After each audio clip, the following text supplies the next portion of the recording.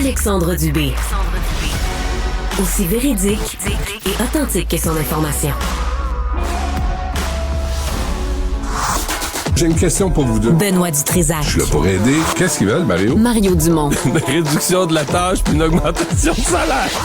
Ben, c'est cave. C'est des crapules. C'est cave, dire ça. Ils ont tellement tout. Non, ils ont déjà eu plus. La rencontre Dutrisac-Dumont. Fais un petit effort, fort. Est-ce qu'Ottawa commence à prendre un malin plaisir à se mêler des champs de compétences de Québec? En tout cas, on a eu droit à un dernier épisode, un dernier bras de fer, encore une fois, entre Ottawa et Québec. Cette fois, c'est concernant la réunification familiale.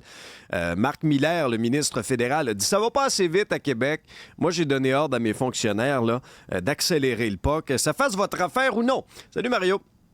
Salut.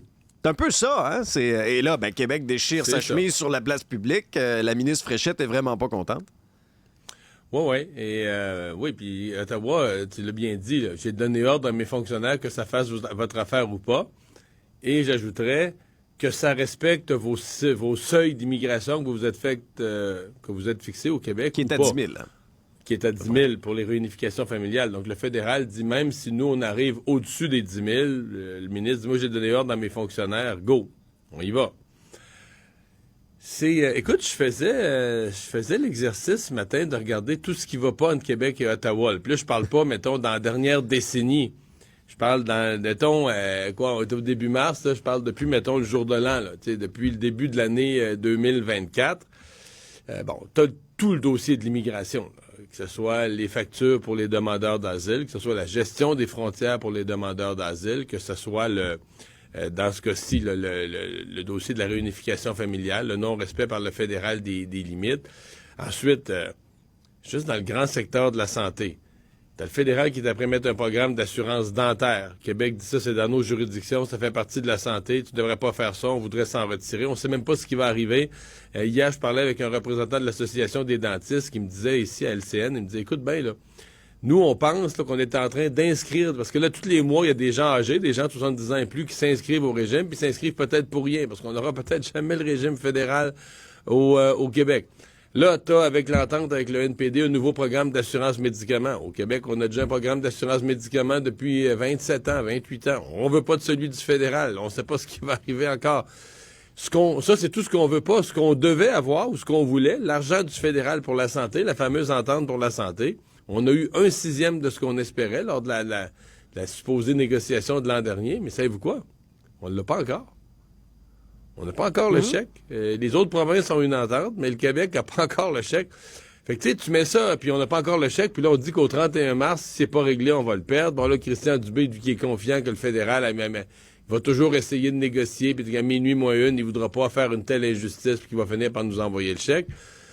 Mais tu fais la liste des sujets sur lesquels Québec et Ottawa s'entendent pas, c'est comme assez impressionnant, Alexandre. Puis dans le cas la grosse différence, dans le cas des demandeurs, pas des demandeurs d'asile, mais des réunifications familiales. Quand on dit réunification familiale, pour les gens pas familiers avec l'immigration, on parle de gens qui font venir, t'es déjà ici, tu fais venir ta conjointe, ton conjoint. T'es déjà ici, tu fais venir tes parents âgés, ou tu fais venir des membres de la famille immédiate.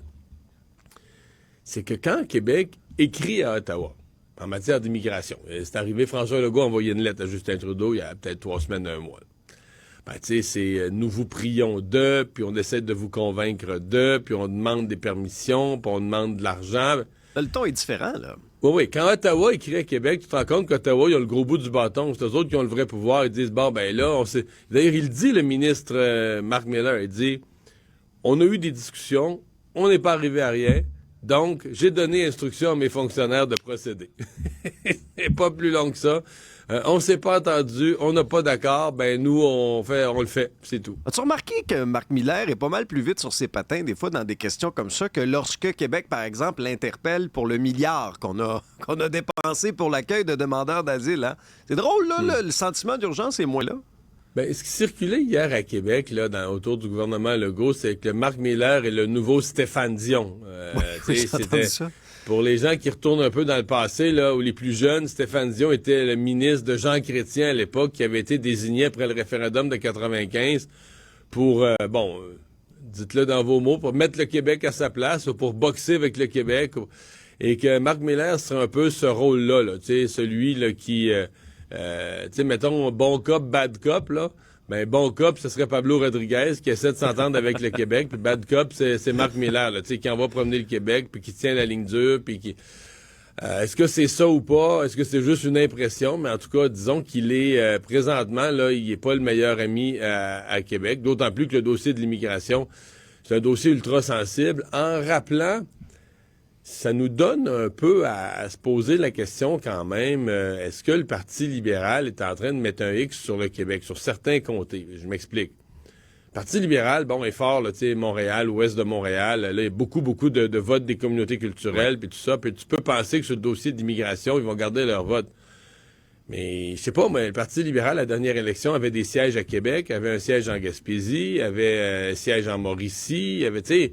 Parti, il y avait des sièges dans les cantons de l'Est, là, des sièges hors Montréal, quand même plusieurs joueurs importants là, du caucus libéral présentement qui sont hors Montréal.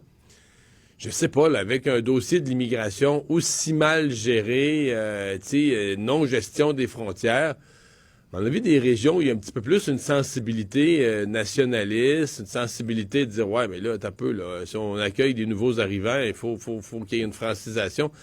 Dans toutes ces régions-là, je suis en train de me demander est-ce que le Parti libéral met un X, là, se dit, garde, de toute façon, on les gagnera plus, on est fait à l'âge, je sais pas.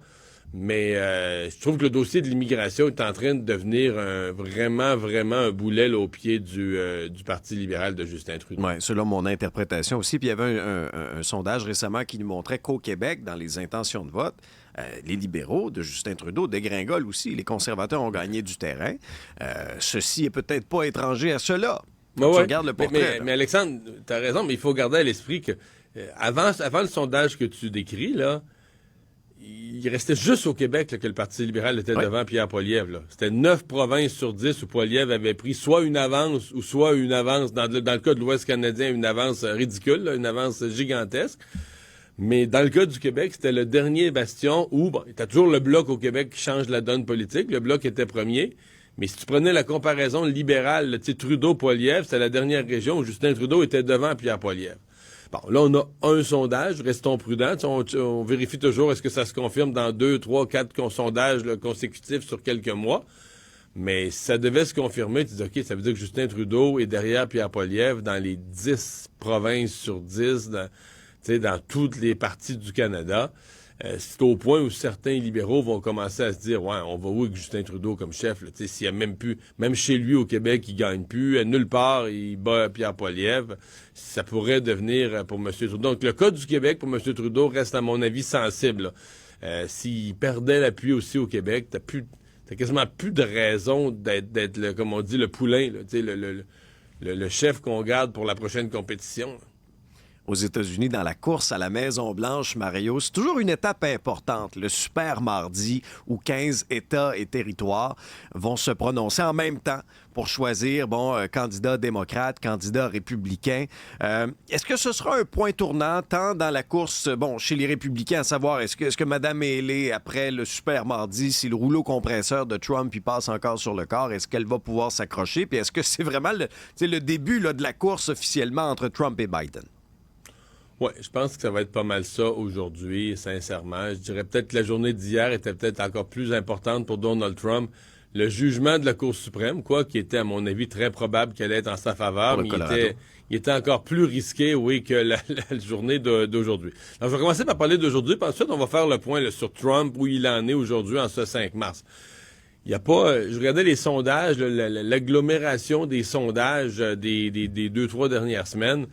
C'est à 76 contre 15, en pourcentage parmi les républicains, donc ceux qui pourraient voter là, dans les primaires républicaines pour choisir qui va être le candidat républicain à la présidence, 76 contre 15. Donc Donald Trump, 76 %, Nikki Haley, 15 %. Donc dans tous les États qui sont les 15 États, puis il y a un territoire aussi, là, les 16 endroits où on vote aujourd'hui, à moins d'une surprise quelque part dans un petit État, mais que aucune indication voit venir que ça. Normalement, là, ce serait Trump, 100%, rouleau compresseur, tu as utilisé l'expression. Et donc, à la fin de la soirée, quand tout ça va être compté, tous ces votes vont être comptés, Donald Trump n'aura pas encore tout à fait les délégués mathématiquement là, pour être sûr de gagner à 100%. Il n'y aura pas encore le 50% plus un des délégués.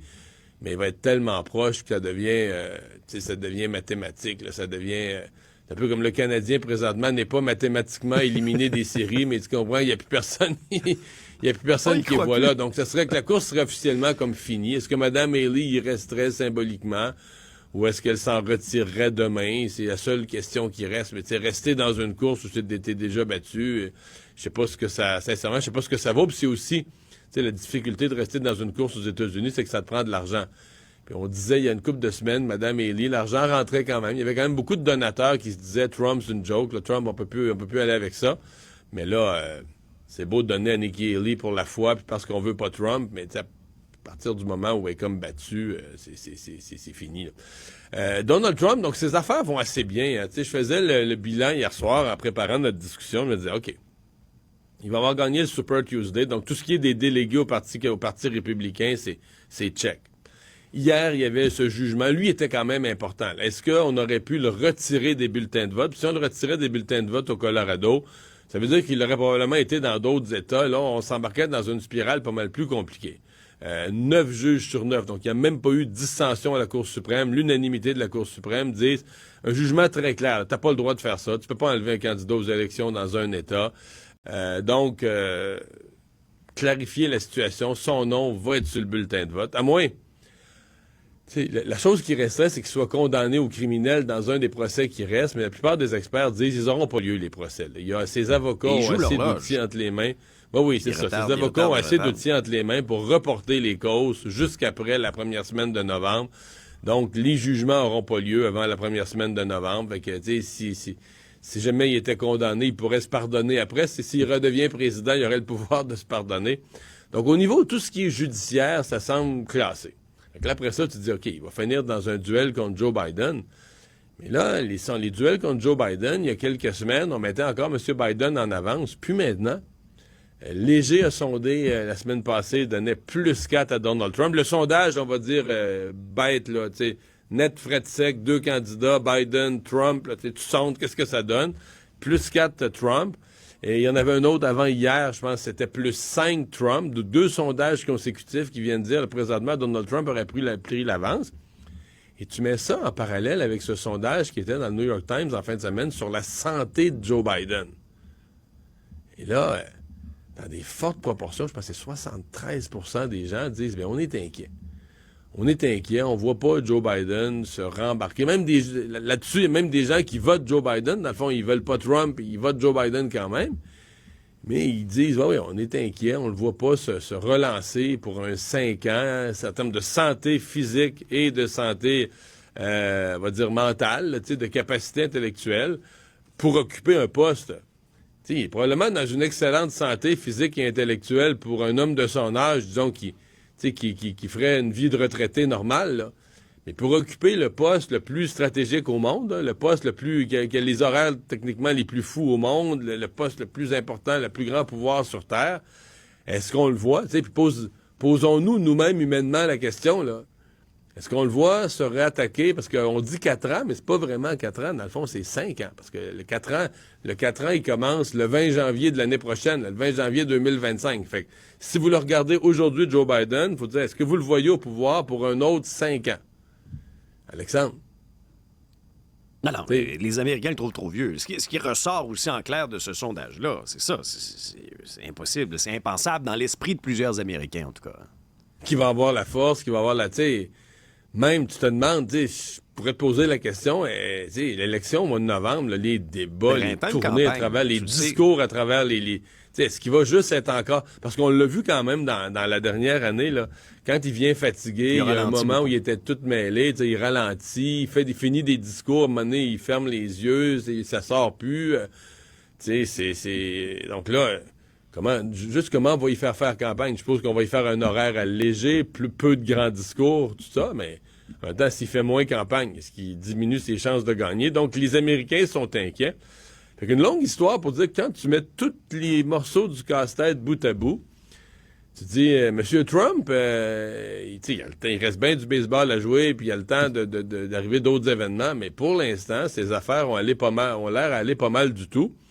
Et, dans le fond, à chaque jour qui passe, si on pense que la candidature de Joe Biden est une faiblesse, Ben, à chaque jour qui passe, là, c'est une vis, c'est un quart de tour que la vis est enfoncée un peu plus profond. Là, donc, on disait en décembre dernier, genre, il y a encore le temps pour les démocrates, un mouvement de dernière minute, tu sais. Mais là, plus les jours passent, plus le fait de changer de candidat devient comme une espèce d'impossibilité. Puis eux aussi ont des primaires, les démocrates. Fait que, Joe Biden est de plus en plus confirmé comme le candidat. À soir, là, les super mardi, Super Tuesday, ça va encore le confirmer. Donc, c'est de plus en plus comme inimaginable ou improbable que les démocrates puissent remplacer M. Biden. Mario, faut aborder un phénomène. Moi, je lisais là-dessus tantôt, ça fait aucun sens. Des fois, on voit des gens qui roulent sur nos routes, qui n'ont aucun respect pour la vie humaine, qui se comportent en vrais fous. Mais là, c'est même glorifié sur les réseaux sociaux. Ça s'appelle le white lining. Essentiellement, là, c'est de zigzaguer à haute vitesse là, sur l'autoroute en coupant tout le monde.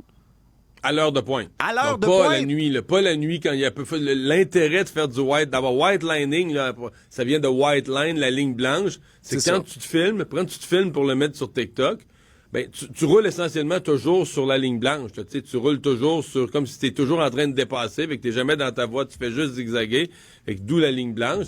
Oui, on vient de voir les images de l'accident, on pense que ce véhicule qui a ni plus ni moins volé, là, qui a quitté la route, mais qui s'est envolé tellement il allait vite, la semaine passée, 3 jeunes de 18 ans à l'intérieur, on pense que ça serait un cas de ça.